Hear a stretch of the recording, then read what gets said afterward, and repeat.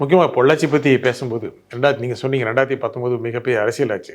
அப்போது இருந்த அதிமுக அரசு குற்றம் சாட்டப்பட்டது. அப்போது குற்றம் சாட்டப்பட்டது. அவர்களை பாதுகாக்கிறது அப்படிங்கிற ஒரு வாதத்தை, அவர் குற்றச்சாட்டை, ஒரு புகாரை வைத்து தான் திமுக மிகப்பெரிய பிரச்சாரம் செய்தது. மக்களுக்கு எடுபட்டது நீங்கள் சொன்னது போல.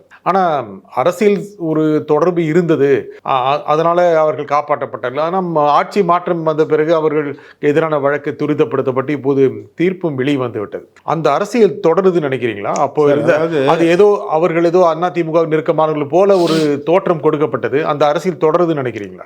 அதிமுக அவர்களுக்கு நெருக்கமானவர்களாக அவர் இருப்பார்களே, ஆனால் கண்டிப்பாக அதிமுக அரசாங்கம் அவர்களை காப்பாற்றி இருக்கும்.